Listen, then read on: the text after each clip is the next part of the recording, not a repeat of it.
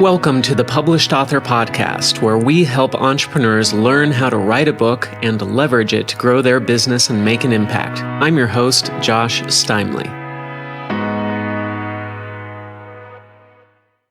Today, my guest is Suhein Beck. Suhein is the founder of Elage, a natural skincare company, and a best-selling author. But we're just getting started. She's also a Syrian refugee, hosted an international talk show in the Mideast where she had to literally dodge bombs, and she's been involved in multiple FBI sting operations. Now she's an American entrepreneur. Suhein, welcome to the show. Hey, good morning, Josh. Thank you. All right. So Suhein and I just got connected yesterday. So I don't know a lot about her background, but I've heard these tidbits about FBI stuff and the Mideast and bombs and stuff. And we've got to get this story. So Suhein, give us a little bit of background on who you are and where you came from and your upbringing. Tell us some of these amazing stories. Okay. Do you mind if I talk fast? Just go. Yep. All right. Born in Syria, I'm of Circassian heritage, which is from the Caucasus Mountains and southern Russia. So my people, Circassians, were exiles. We fought a 102-year war with Russia.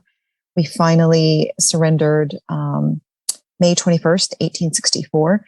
Since then, there was a huge exile and genocide. And so from that generation, which was my grandfather, they pretty much moved out. Only about 500,000 Circassians remained in Circassia. And thereafter, Stalin took over in the early 20th century.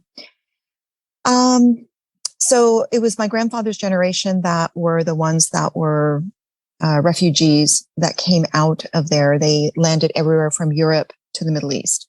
My grandfather happened to study medicine in Turkey and become one of the top doctors, surgeons for the Ottoman Empire and for one of the last sultans. And there is where he developed a few medications. And that medication is actually what I inherited and I launched my company Elage with now 10 years ago. So of course, he was in Turkey in the Middle East, and I was born in Syria in Damascus. And then in 1971, when the Ba'ath Revolution took place, where the current regime took over in 1971, my father, who had very strong democratic principles, said, this is not going to work for us, and so this is like our second refugee. No, actually our third, because we were housed in 1967. We were in the Golan Heights between Israel and Syria. And that's where we realized that we were just buffers between two warring factions. And, because we are typical warriors. Yeah, that wasn't a comfortable place to be in 1967, was it?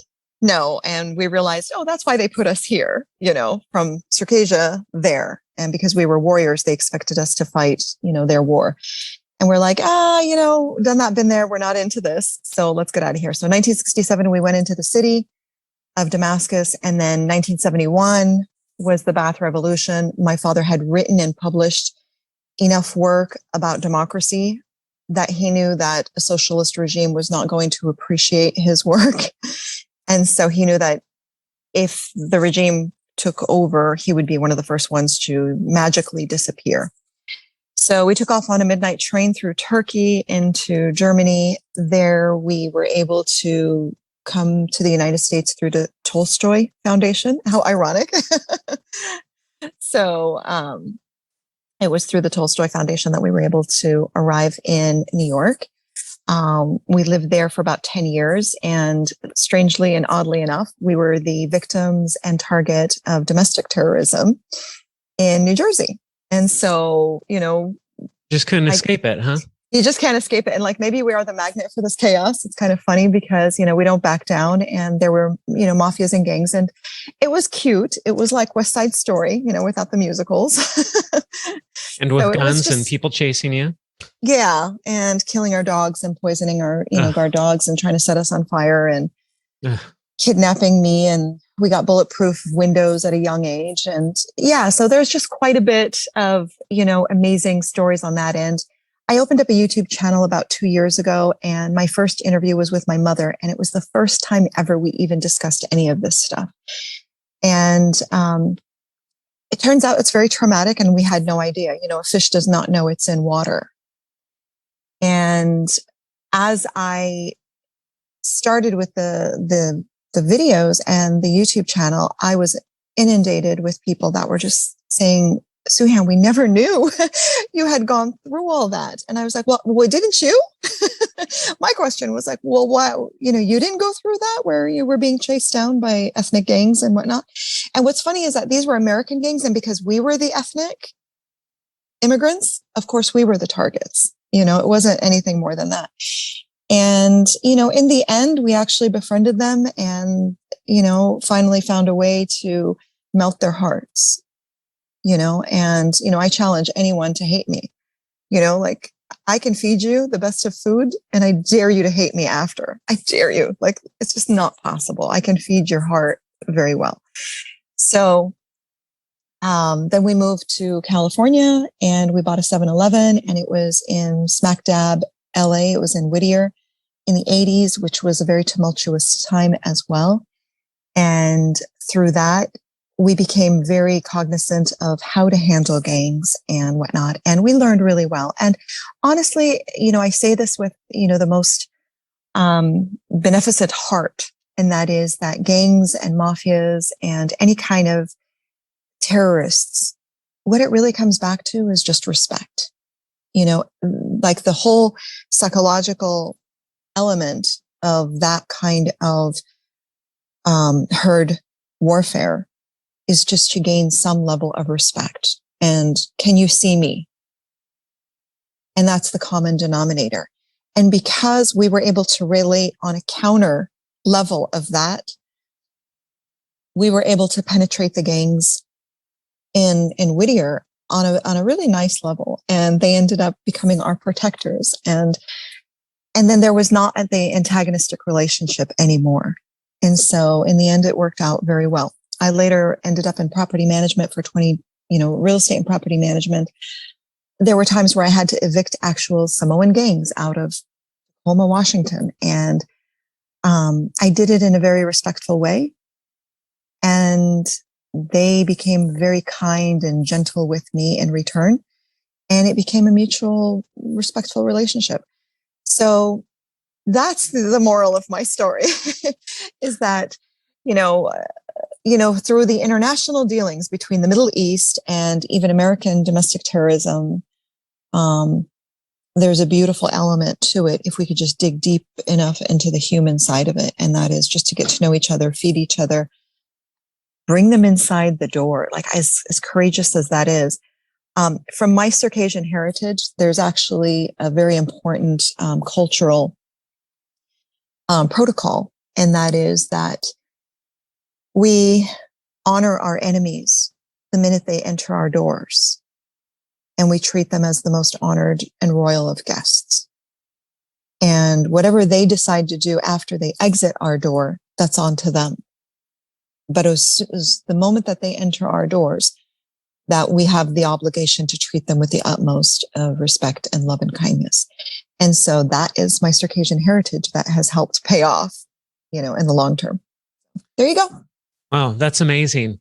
And I'm so thankful that you've brought that here to the US. It seems like here in the US, we've gotten a little bit soft. I mean, your family's gone through hundreds of years of challenges that have hardened you and toughened you up. And here in the US, we've kind of had it easy. I mean, a lot of us, some people have it hard, of course, but a lot of us have it kind of easy here. And it seems like it makes us soft. And how do you feel like these experiences have helped you as an entrepreneur as you've been running businesses?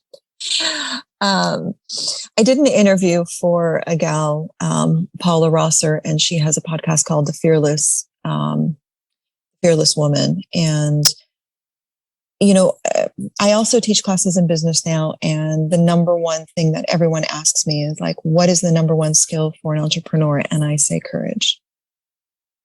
Just having the courage to get up in the morning, have the courage to say your dream out loud and create a vision board, make the intention. It's just the courage. It's the day-to-day grind of truly doing something no one else has done, whether it's in marketing, whether it's in, how to deal with the customers, In my case, when I launched my Allage company, my own family were totally against it. This is the formula that my grandfather created in Turkey for wound care, and it serves a purpose for skin to help heal skin. And the exact words from my family, including my mother, who was the only one that kept the recipe, was, no, Americans are not going to like this because it's so thick and concentrated and gooey. And, they like a light moisturizer that, evaporates quickly on the skin. And Allage sits on the skin so heavily that Americans are not going to like it. So I had that to deal with. And so, most entrepreneurs, I think, deal with their inner circle being their first and most critical audience. And they have to jump that first ripple effect outside of them to get to the next level. And, that's a survival tactic as well. So courage by far takes it. And I think ignorant, blind courage would be the adjectives I add to the word courage, but courage. Mm-hmm. So tell us a little bit more about starting this business, Allage. It's fascinating that this came from a recipe that your grandfather had for wound care, but tell us about starting the business, getting that up and running. What were some of the challenges that you faced? How did you overcome those? So I knew nothing about skincare. I failed chemistry in high school. So full disclosure, okay? Put that into perspective when I tell you that when the real estate market crashed in 2007, 2008, I had done real estate for, 20 something years. And, what the heck do I do? At that point. And I had just come off of this courageous adventure where I decided to,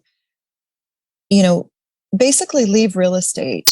The company was doing well enough that I could leave for a little while and do a creative gig. And that was, I wrote a script. It got picked up in the Middle East. And then they liked the story and my ability to speak to both audiences in Arabic and in English. And they offered me 3 talk shows in the Middle East. And they had said, we found our Oprah.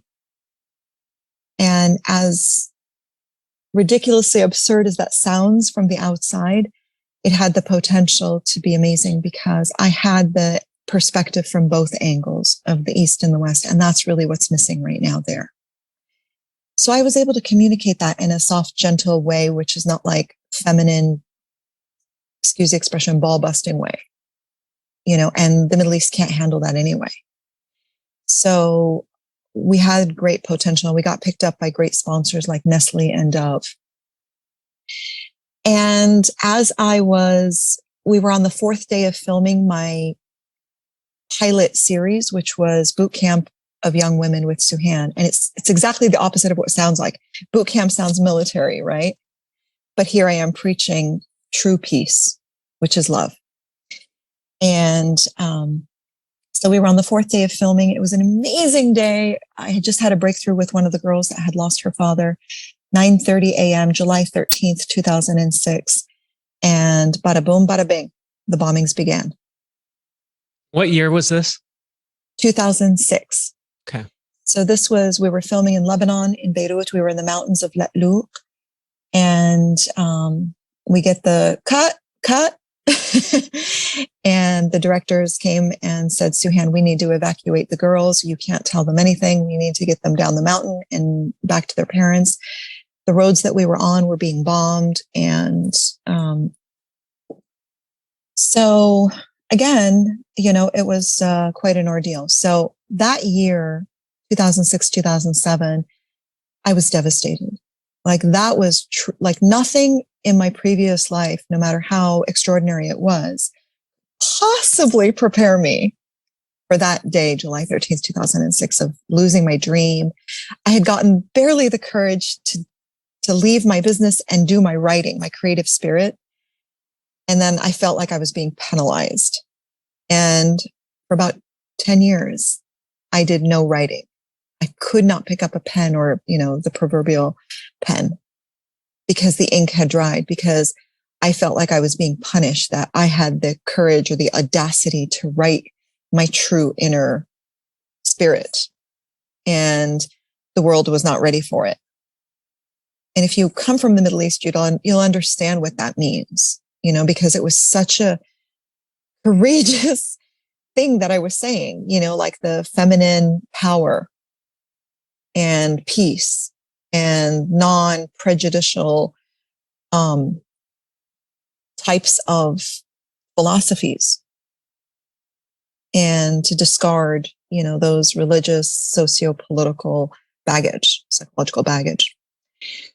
So that really stunted my writing for many, many years. And so I needed to dive into something completely different. Quick break here. Are you an entrepreneur? Do you want to write a book that will help you grow your business?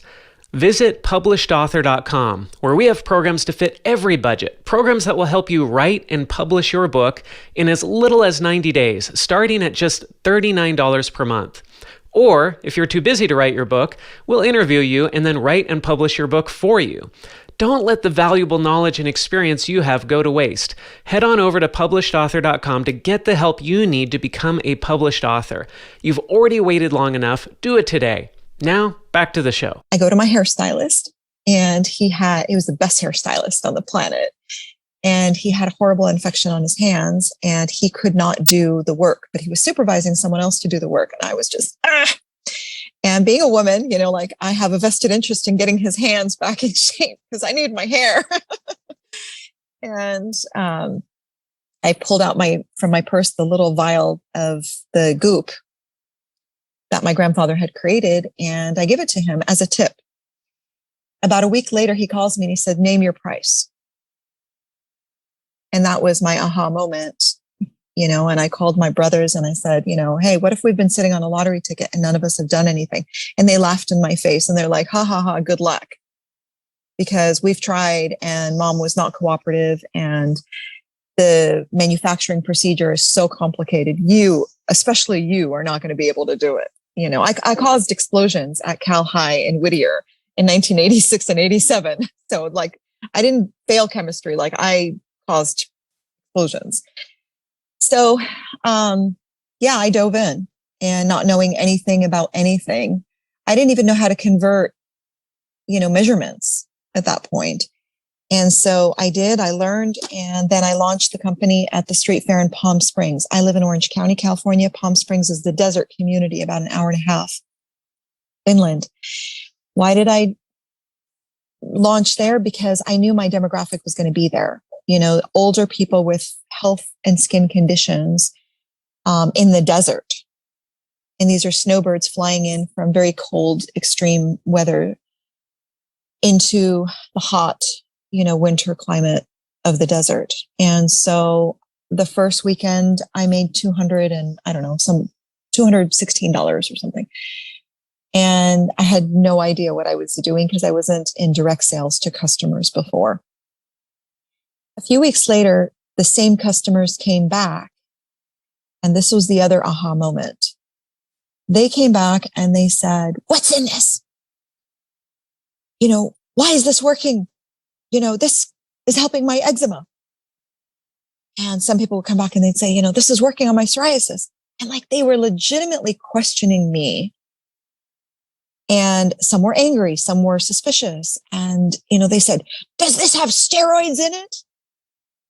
And I was like, "What? First of all, how do you spell eczema? Is that with an X? And psoriasis is with a P? Is that a silent P?" I had no clue. So we're talking this is 2008. I had no idea what eczema was, psoriasis. When they said steroids, I pictured Arnold Schwarzenegger doing his muscle moves, because I did not know that steroids come in various forms. Some are oral, some are anabolic, some are topical. And it turns out that the dermatology industry, and I say industry, so hang on to that word. So I had some research to do, and that was, what is eczema? What is psoriasis? And what the heck are topical steroids? And why are they accusing me of having topical steroids in my goop? So that's where it all began. And I went into my cave, my research cave. And I started doing the research, and the answer is no, I absolutely do not have steroids in my Ilage skincare products. Secondarily, I dove into the world of eczema and psoriasis and discovered that the medical world, medical industry relies solely on topical steroids. And there is no other alternative. And the sad thing is that eczema is a chronic condition, and the medications that they prescribe specifically state by the manufacturer, do not use more than 2 weeks at a time. So as I was in the street fair, working every Saturday and Sunday from 7 a.m. to 2 p.m., the most humbling, humiliating experience you can imagine. Now imagine this, like, this is right after my gig in Lebanon, where I was flying back and forth for first class.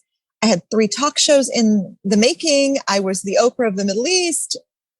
And now all of a sudden I'm pitching a tent at 4 o'clock in the morning in a street fair. So, you know, you want to talk about humble pie. That's the humble pie. You know, as an entrepreneur, like, it doesn't get uglier than that. But man, did it serve its purpose. Wow, wow, wow. It served its purpose on the most amazing way. Week after week, I was front line talking to my customers, and they were educating me. They came back and told me, I've been on steroids for 10 years. I've been on steroids for 20 years. And they only made my problem worse.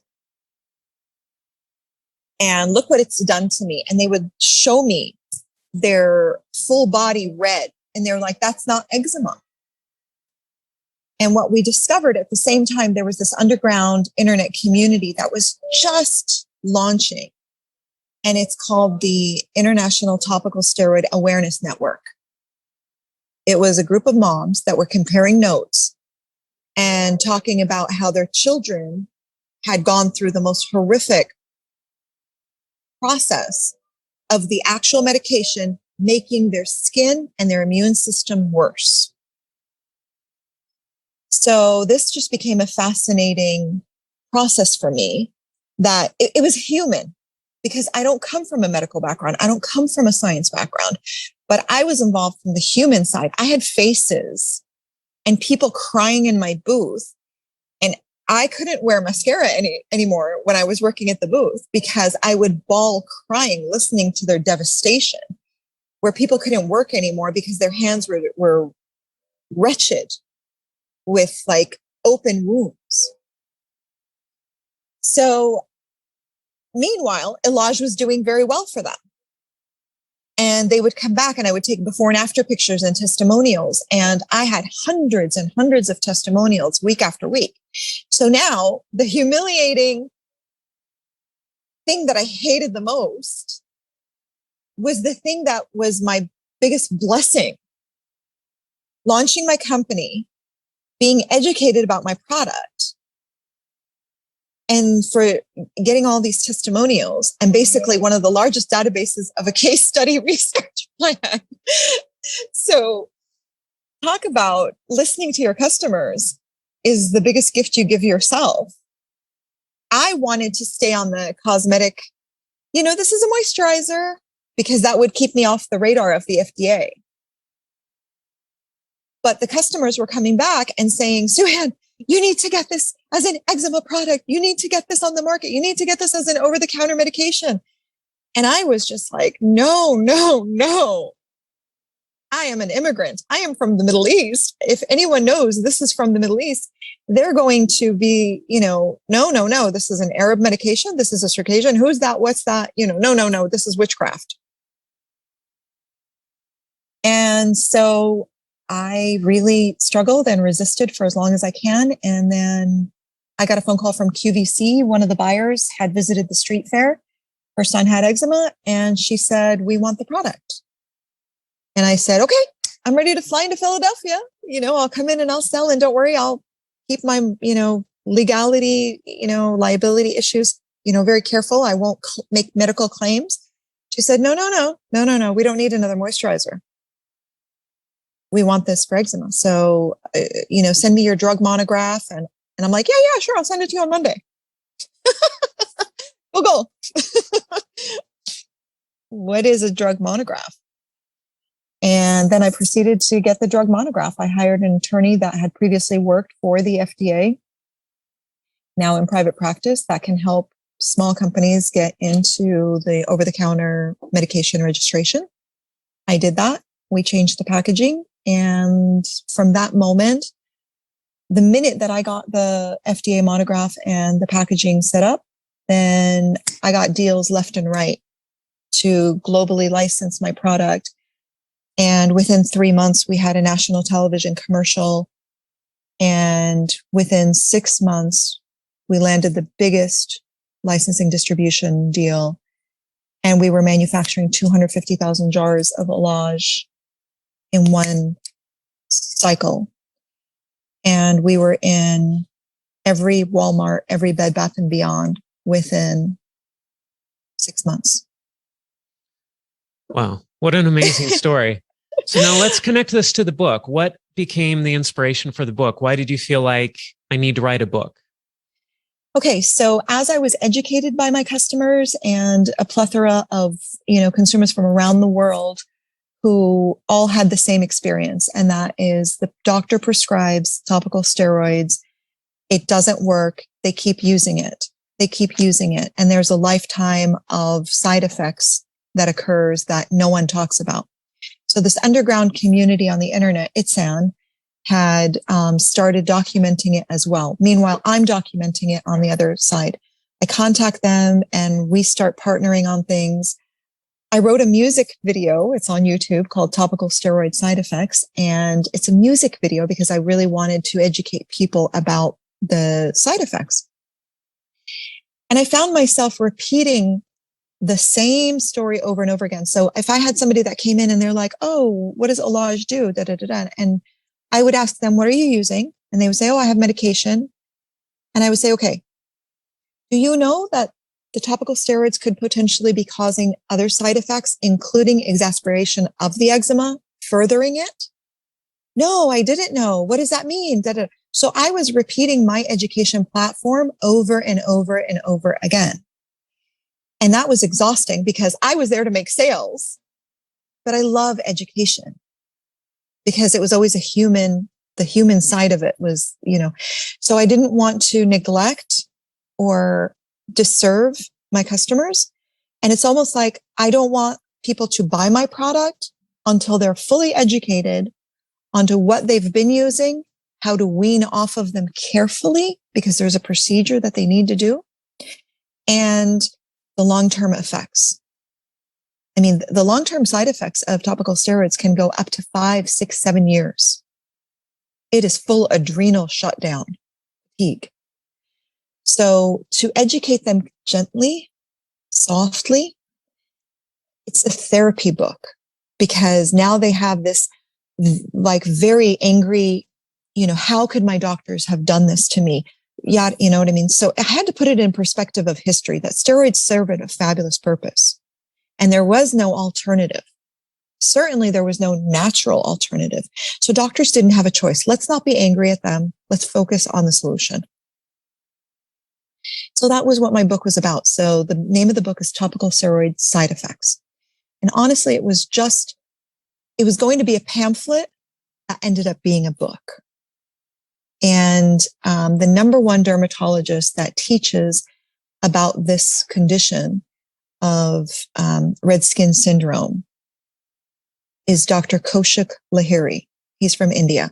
He's published textbooks and he is an international speaker now for the medical industry to teach, that doctors need to re-educate themselves about this, this medication that is not working. So he wrote the foreword of my book. And let me tell you, that was just the most amazing thing to have the number one dermatologist on the planet agree to write the foreword of this book of me, who I don't have a college degree. I failed chemistry. I knew nothing about skin 10 years ago, but he read the book, he approved it and wrote the foreword of it. It was the ultimate honor. And that was the ultimate compliment for me that, wow, listening skills paid off. So how did you get that? How did you get that connection with him so that he was willing to write the foreword for your book? It was through Eczema. I reached out to him directly, and he's in India and he's always on the road speaking, but he's very active with the International Topical Steroid Awareness Network. And he was also in a documentary of Brianna Bonos, who was a victim of this. And I was in her documentary as well. And it's kind of a small group that is trying to do a public outreach to the medical world and to the public at large as well. So I published the book. I self-published it on Amazon. And, yes, it was a #1 bestseller in 3 categories. It was #2 in dermatology. I never got to #1 in dermatology, but #2 is pretty darn good for someone like me. And another really amazing compliment came is when a Canadian dentist who is the university chair of the orthodontic department of University of Saskatchewan, Dr. Ken Sutherland, and he had used my product. He's always supported me. He buys in bulk and goes back to Canada, and he gives it to his patients. And I'm like, Dr. Sutherland, what do you do with this? And he said, when I am doing orthodontic treatments, my patients have to come back every month for adjustments. When their mouth is open for a long period of time, they get open cracks, and that makes them more susceptible to cold sores. When they use Allage, they're not getting cold sores. And I'm like, yeah, that's the zinc. So when I published my book, he was so supportive. He was putting a medical conference together in Canada, and he invited me to be a speaker and teach doctors.